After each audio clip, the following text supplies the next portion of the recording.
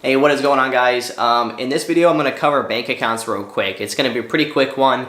Before I do it, I want to say that I'm not a CPA, and I'm not anybody that works at a bank. So make sure you talk to your bank that you have your business account with, as well as your CPA, to figure out, maybe a structure that might make more sense, and especially when it comes to how much money you're putting in each of these different accounts for taxes and things like that. So we're just going to jump right into it, though. Just like I talk about my different quadrants that I have my business in, administrative, marketing, dispositions, and acquisitions. Sorry, sometimes I gotta think about them. Those are my four main categories, and then the fifth one is networking and education. I have the same type of principle with my bank accounts. I did not create this. It's just standard business practices. It's something that I did not implement into my business for the first 6 months or so, and I was really surprised that I didn't do it. And a lot of it was because the bank did not kind of let me know that it was possible. I wanted to separate things, but I felt like my only way to do that was with QuickBooks. Come to find out that my bank did have the option to create sub-business accounts that are linked to the same EIN. So you're gonna have to talk to your bank about that and what your business account opportunities are. So bank accounts, right? What we're gonna do is we're gonna do the same type of principle here. Hopefully you can see it cool. We got this chair in the way, whatever. Okay, so you're gonna create four different bank accounts. 1, 2, 3, 4. All right, and all of these bank accounts are underneath of one EIN.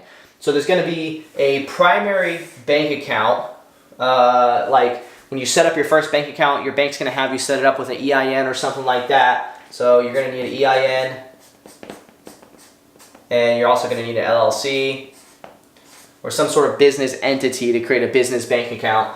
And that's going to be question mark, LLC. All right, whatever your business is, it's going to be linked to that. And what's going to happen is each of these are going to be kind of linked to that one. All right, 1, 2, 3, 4. Okay, that's 4. Each of those is going to be linked to that one kind of LLC. But this first bank account is going to be expenses. The next bank account,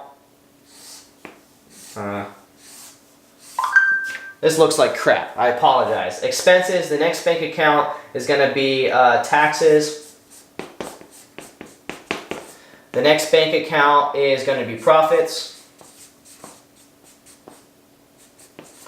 And the last bank account is going to be, for me, rentals. All right, so let me break down each of these real quick. So expenses is the expenses that you're going to pay to your employees for operating your business. Your payment, your fees will come out of that, and so on. All expenses come from there. Your taxes is going to be what you got to pay for taxes. You're going to want to talk to your CPA and figure out how much, if I made a $50,000 paycheck, how much of that, percentage-wise should go into my taxes to make sure I'm covered at the end of the year. Make sure you're talking to a CPA that understands real estate, that, understands your business model, so they can best advise you, right? For me, I put 20% in there, okay? Now, you might have to put more. If you're in a high tax state like California, you might have to put 30%. If you pay state taxes, you might have to put 25%. Just depends. I'm in Florida, we don't have state taxes. I get by with 20%. In fact, normally I don't have to pay taxes, so I don't have to actually put anything in there. But at the end of the year, I have a nice big bucket of money in that tax account that I can now throw into one of these two categories. See what I'm saying? All right, so in the profits account, I put 15%. And then in the rentals, I put 5%. So that's, 20, 15 and 5 is equivalent to 40%. So in my expenses account, I put 60%. Now, depending on how much expenses you do have, that expenses account could end up stacking up a bunch, or it could end up depleting. It just really depends on what your business structure is and how much money you're spending versus how much you're making. So if you find that at the end of the, if you do an outlook for your your first quarter, second quarter, or whatever, and at the end of the first quarter you have extra money in there, just move that money into the rentals or profits account. So the profits account, that's where you would end up, that's like your legit profits. That's for paying out like any sort of bonuses. That's for, paying maybe yourself. If you end up running out of money in your expenses account, you'll pull from the profits account, and so on. Your rentals is just as how it sounds. Like, I'm all about building a business that has the ability to expand.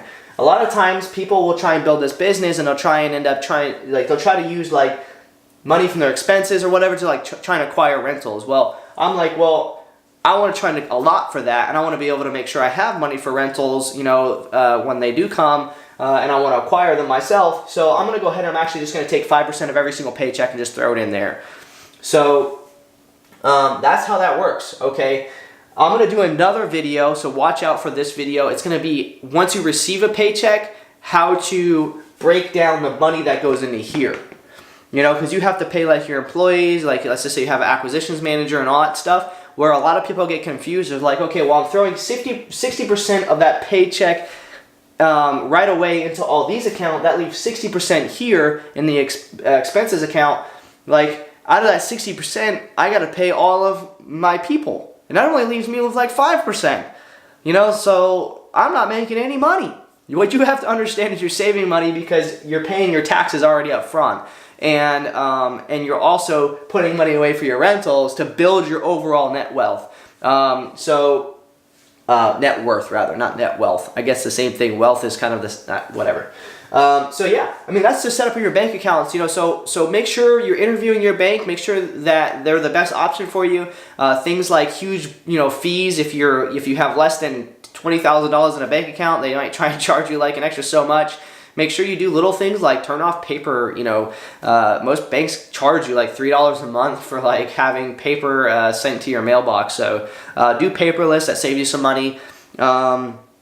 And let them help advise you on the best way to set this up. Generally, you should be able to have one login to your online banking and be able to see all of this information. So make sure you mention that, because a lot of times they'll think that you're setting up a different bank account for every one of these. Like they might not map it to the one EIN. They'll look at them all as individual businesses, but you got to advise them that, listen, this is all one business. I just want to map it out so that I can keep my money separated to do what I need to do with it. So hopefully that helps. Make sure you interview your CPA. Same thing, like I said earlier. If you have any questions, please comment below. Hopefully this was of use to you, and keep hustling on. And remember, like I always say, like as long as you're trying to provide value to people, you're always educating your mind. And you're doing the best that you can, for yourself and your family and your loved ones and everybody else in between, you will find prosperity in whatever prosperity means to you. Because remember, prosperity is built on a bunch of different pillars, money only being one piece of that. So thanks so much, guys. Hopefully you guys have a blessed day, and I will see you guys in the next video. Thanks.